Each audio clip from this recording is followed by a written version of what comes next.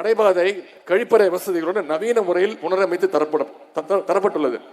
வீடூர் அணையிலிருந்து குழாயின் மூலமாக விக்கிரவாண்டி பேரூராட்சிக்கு குடிநீர் தண்ணீர் கொண்டு வரப்பட்டுள்ளது. விக்கிரவாண்டி பேரூராட்சியில் சுமார் 1.5 கிலோமீட்டர் நீளத்திற்கு புதிய வசதி அமைத்து தரப்பட்டுள்ளது. விக்கிரவாண்டி பேரூராட்சியில் புதிய 5 லட்சம் லிட்டர் கொள்ளளவு கொண்ட மேல்நிலை குடிநீர் தேக்க தொட்டி கட்டப்பட்டுள்ளது. விக்கிரவாண்டி பேரூராட்சியில் புதிய மின் மயானம் அமைக்கப்பட்டுள்ளது. ரூபாய் 85 லட்சம் மதிப்பீட்டில் நடைபாதையுடன் கூடிய குளம் அமைக்கும் பணிகள் நடைபெற்று வருகின்றன. ரூபாய் 6.5 கோடி மதிப்பீட்டில் பிடாரிப்பட்டு முதல் செஞ்சி அணிலாடி வரை செல்லும் சாலையில் வராக நதியின் குறுக்கே உயர்மட்ட மேம்பாலம் அமைக்கும் பணி நடைபெற்று வருகிறது. விக்கிரவாண்டி ஒருங்கிணைந்த வட்டார வேளாண்மை விரிவாக்க மையம் ரூபாய் 3 கோடி மதிப்பீட்டில் கட்டப்பட்டுள்ளது.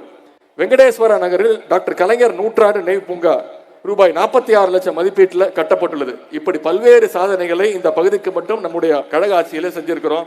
இதையெல்லாம் அதேபோல் தேர்தல் பணியாற்றுகின்ற அனைத்து அமைச்சர்களுக்கும் கடந்த 15 நாட்களாக இங்கே தங்கி அனைத்து சட்டமன்ற உறுப்பினர்கள், அனைத்து நாடாளுமன்ற உறுப்பினர்கள், அனைத்து சட்டமன்ற உறுப்பினர்கள், அமைச்சர் பெருமக்கள், அண்ணன் மையநாதன் அவர்கள் அனைவருக்கும் இந்த நேரத்தில் என்னுடைய நன்றியை தெரிவித்துக் கொண்டு, வெற்றி உறுதி 10ஆம் தேதி காலையில நீங்க வாக்குச்சாவடிக்கு போனீங்கன்னா அந்த வாக்குப்பெட்டியில முதல் பேரு திரு அன்னியூர் சிவாவுடைய பேரு, முதல் சின்னம் உதயசூரியன் சின்னம்.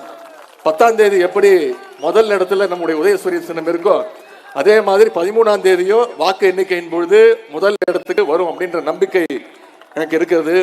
எனவே இந்த பிரச்சாரத்தை ஏன் உதயசூரிய சின்னத்திற்கு வாக்களிக்க வேண்டும், ஏன் அன்னியூர் சிவா அவர்களை தேர்ந்தெடுக்க வேண்டும் என்ற பிரச்சாரத்தை நம்ம தமிழ்நாட்டிலிருந்து பல்வேறு பகுதியிலிருந்து வந்திருக்கிறீங்க. நம்ம எல்லாம் இன்னைக்கு கிளம்பி ஊருக்கு போயிடுவோம்.